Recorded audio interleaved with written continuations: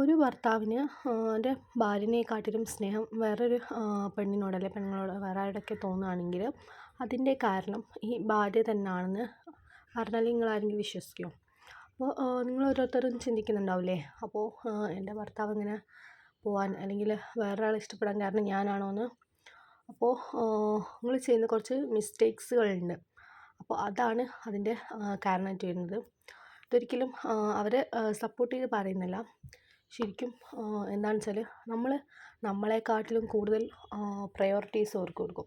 എന്താ പറയുക, നമ്മളിപ്പോൾ ചിലപ്പോൾ കഴിക്കാതെ അവർക്ക് വേണ്ടി കാത്തിരിക്കുമോ, അവർ വന്നിട്ട് കഴിക്കാമെന്നൊക്കെ വിചാരിച്ച് അങ്ങനെയൊക്കെ നമ്മൾ വിശക്കുന്നുണ്ടെങ്കിൽ നമുക്ക് കഴിക്കാം. അല്ലാതെ അവരെയും കാത്തിങ്ങനെ കുറേ നേരം നിൽക്കണമെന്നില്ല.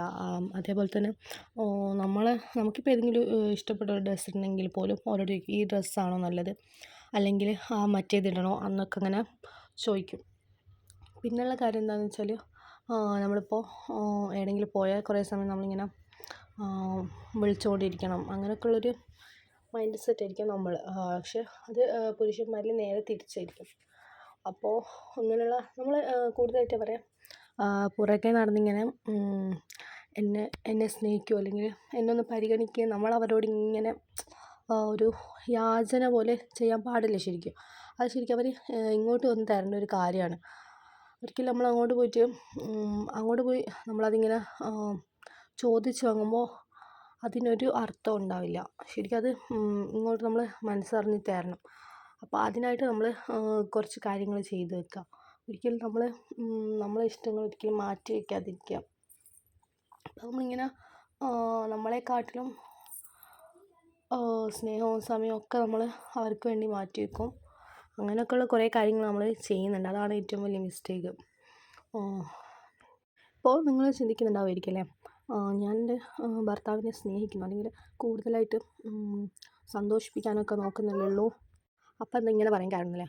അപ്പോൾ ശരിയാണ്, നമ്മളിങ്ങനെ ഒരാളെ കൂടുതലായിട്ട് എന്താ പറയുക ബുദ്ധിമുട്ടിക്കുന്ന പോലെയാണ് ശരിക്കും അത് അവർക്ക് ഫീൽ ചെയ്യുന്നുണ്ടാവുക. നമ്മളിങ്ങനെ എപ്പോഴും ഇങ്ങനെ നമ്മളോട് തന്നെ സംസാരിച്ചുകൊണ്ടിരിക്കണം, അല്ലെങ്കിൽ നമ്മളോട് തന്നെ ഇങ്ങനെ നമ്മളോട് കൂടെ തന്നെ ഇങ്ങനെ ഇരിക്കണം, ടൈം സ്പെൻഡ് ചെയ്യണം, അങ്ങനെയൊക്കെ ചിന്തിക്കും. ശരിക്കും എല്ലാത്തിനും ഒരു ലിമിറ്റ് ഉണ്ട്. ശരിക്കും അവർക്ക് അവരുടേതായ ഒരു ഫ്രീഡം ഉണ്ട്, നമുക്ക് നമ്മുടേതായ ഫ്രീഡം ഉണ്ട്. നമ്മൾ കുറച്ച് സമയം നമ്മൾ ഇഷ്ടപ്പെട്ട കാര്യങ്ങൾ ചെയ്യാം. അപ്പോൾ നമുക്ക് അല്ലാതെ ചില ആൾക്കാർക്ക് ഇപ്പോൾ തുന്നാൻ അല്ലെങ്കിൽ വരയ്ക്കാൻ, പാടാൻ, അങ്ങനെ പലർക്കും പലതായിട്ടായിരിക്കും താല്പര്യങ്ങളുണ്ടാകുക. അങ്ങനെ ഓരോരോ കാര്യങ്ങൾ നിങ്ങൾ ചെയ്ത് നിങ്ങളെ സന്തോഷിപ്പിക്കാൻ ശ്രമിക്കാം. അതിന് ശേഷം നമ്മൾ പാർട്ട്ണറിനോട് നമ്മൾ ഒരു ഇടപഴകാൻ പാടുള്ളൂ. ഇങ്ങനെയൊക്കെ നിങ്ങൾ ചെയ്ത് നോക്കൂ, ഉറപ്പായിട്ട് ആൾ നിങ്ങളെ പുറകെ വരും. നിങ്ങളോടൊന്ന് വിളിക്കാൻ വേണ്ടി അല്ലെങ്കിൽ നിങ്ങളോടൊന്ന് സംസാരിക്കാൻ വേണ്ടിയിട്ട് അവരും കൂടെ ടൈം സ്പെൻഡ് ചെയ്യും. അപ്പോഴാണ് രണ്ട് പേർക്കും കൂടി ഒരു സന്തോഷവും സമാധാനവും ഒക്കെ കിട്ടുള്ളൂ. അപ്പോൾ ഇനി നിങ്ങൾക്ക് എന്തെങ്കിലും ഡൗട്ട്സും കാര്യങ്ങളൊക്കെ ഉണ്ടെങ്കിൽ താഴെ കമൻറ്റിൽ ചോദിക്കാവുന്നതാണ് കേട്ടോ. അപ്പോൾ ഇതുപോലെ നിങ്ങളെ സിറ്റുവേഷൻ ഒന്ന് ഉണ്ടോ എന്നൊക്കെ ഒന്ന് ചെക്ക് ചെയ്ത് നോക്കുക. അപ്പോൾ അതിനനുസരിച്ച് ചെയ്യാം. അപ്പോൾ ഇനിയും ഇതുപോലുള്ള കാര്യങ്ങൾ വീഡിയോ ആയിട്ട് ചെയ്യുന്നതായിരിക്കും. അപ്പോൾ എല്ലാവരും കാണാം.